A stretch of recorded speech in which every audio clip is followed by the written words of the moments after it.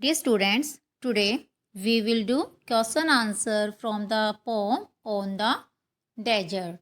And poet of this poem is William Wetmore Story. First question is describe the camel's movement. Camels की movement के बारे में describe करना है. How the camel is moving. So answer is the camel sways. Camel move कर रहा है from side to side with an awkward step of pride. यानी कि जो वो स्टेप जो प्राइड भरे स्टेप वो ले रहा है वो कैसे लग रहे हैं, ऑकवर्ड लग रहे हैं, बेढंगे से लग रहे हैं वो. And he is moving slowly from side to side. The camel sways from side to side with an awkward step of pride. Our next question is, it haunts me, it pursues me.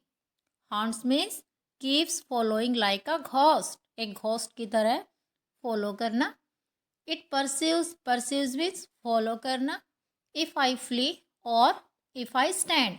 अगर मैं वहाँ से escape कर लेता हूँ या मैं वहीं पर रहता हूँ, in both condition it haunt me, ये मुझे हॉन्ट करता है, ये घोस्ट की तरह मेरा पीछा करता है और मुझे फॉलो कर रहा है. So what is it?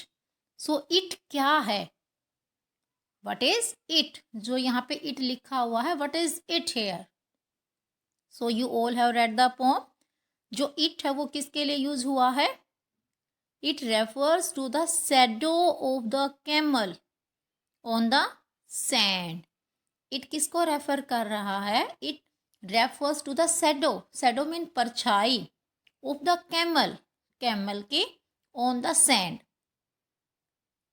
इस पोम के अंदर क्या है? जब वो ट्रेवलर वहां से ट्रेवलिंग कर रहा है, नो वन इज देयर ना, only what is haunting, what is pursuing the poet? Only the shadow of the camel on the sand. केवल जो कैमल की जो शैडो जो सैंड पे पड़ रही है वही क्या कर रही है? वही पोइट के साथ है. And that is following the poet like a ghost. और third question is, can the traveller hear any sounds? What can the traveller hear? क्या ट्रेवलर्स को हियर पड़ रहा है, सुनाई पड़ रही है any sound? And what is that sound? If yes, तो what is that sound? So answer is yes, the traveler can hear the sound of the footsteps of the camel on the sand. Traveller को क्या क्या सुनाई पड़ रहा है? Traveller को जो वो डेजर्ट है, डेजर्ट एरिया है, वो कैसा? बिल्कुल लोनली है. There is no bird, no one is there, only the poet can hear. केवल पोइट सुन सकता है. जो फुट स्टेप्स हैं कैमल के, केवल उन्हीं साउंड को पोइट सुन सकता है, ट्रेवलर सुन सकता है. सो आंसर इज, क्वेश्चन क्या पूछा गया था? Can the traveller hear any sound? Yes, the traveller can hear the sound of the footsteps. Footsteps की साउंड वो सुन सकता है. किसके फुटस्टेप्स की? ऑफ द कैमल, कैमल की, on the sand.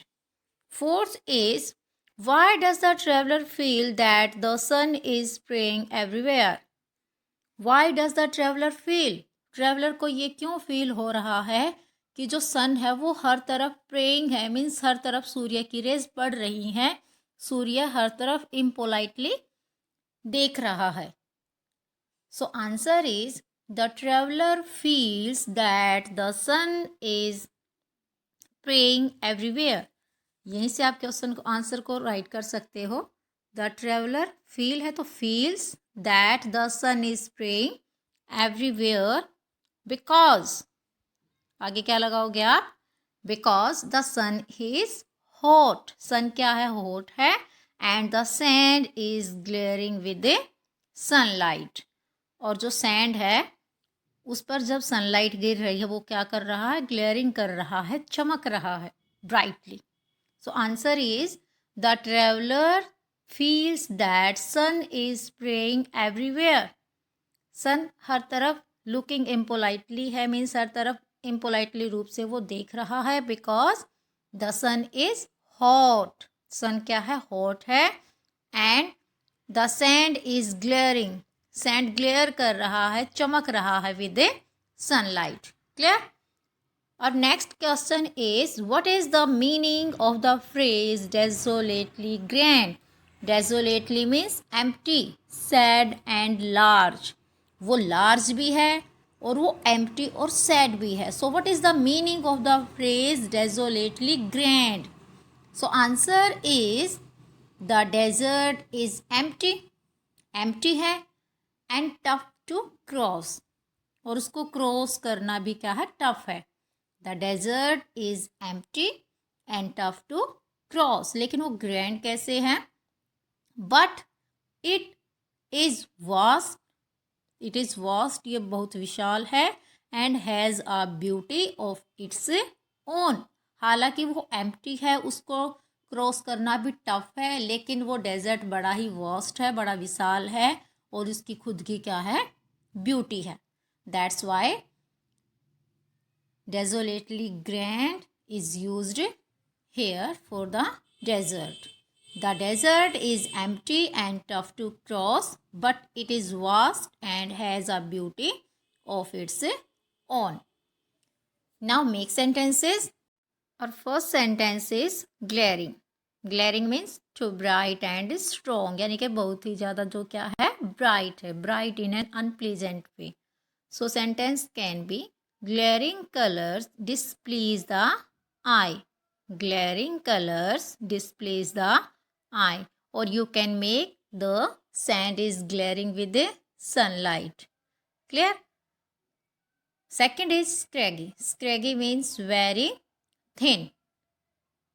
He is scraggy person, or he looks scraggy. Dear kids, you will make your own sentence. You will not copy the same. You will make your own sentence. Now, let's do exercise. First is filling the blanks correctly. आपको blank को correctly fill करना है. First is the speaker of the poem is a. जो speaker है इस poem का वो क्या है कि traveler है. The speaker of the poem is a traveler. तो ब्लैंक में क्या फिल करोगे आप, ट्रेवलर. TRAVELLER. सेकेंड है the traveller is riding on a dash. Traveller है वो किस पर राइड कर रहा है, ट्रेवलर किसके ऊपर राइड कर रहा है, वो कैमल के ऊपर. CAMEL, camel. थर्ड है the glaring thing all around him. जो क्लियरिंग थिंग है, जो चमक रही जो थिंग है पॉइंट के चारों ओर, वो क्या है, सैंड. क्या है वो, सैंड. SAND. फोर्थ है the traveller says that. Traveller कहता है that dash is ever at his side. वो हमेशा ही, ever means always, his side तो क्या है उसके साथ हमेशा. When he is traveling in desert, the shadow of the camel on the sand. What is with him? The shadow of the camel on the sand. The shadow of the camel on the sand. Next is dash is spraying everywhere. What is spraying everywhere? The sun. The sun. Six is the traveler compare the desert to a void. जो traveller है वो desert को किससे compare कर रहा है, ocean. किससे compare कर रहा है, ओशियन से. क्लियर? सो फर्स्ट में क्या आएगा, traveller. Second camel. Third sand. Fourth the shadow of the camel on the sand. Fifth the sun. Sixth ocean. Now on next page, for each word in the first column, find 2 rhyming words from the poem, then add 2 rhyming words of your own to the list. What is given? आपको one side पे word दिए हुए हैं. First column में क्या write करना है, rhyming words from the poem. And second में your own rhyming words. So first आपका राउंड. राउंड से पोम के अंदर राइमिंग वर्ड है around, bound, your own rhyming words found, ground. Round, around, bound, found, ground. Second है wide. Poem के अंदर से राइमिंग वर्ड है आपके ride, pride, and your own rhyming words can be tied, bride. Next is sand. Sand से क्या है rhyming word pome के अंदर grand, stand, and your own rhyming words hand, land. Next is Blair. Blair से near, atmosphere. इससे आपके क्या हो सकते हैं, इट कैन बी हियर. जहाँ पे आपका नियर है ना, यहाँ क्या लगा सकते हो, hear, tear. Next is air, stair, everywhere, and your own rhyming words can be care, rare. Clear? So, dear kids, you will do this exercise in your book and you will learn and write question answer. And if you have any kind of query regarding this, you can write in comment box. Okay.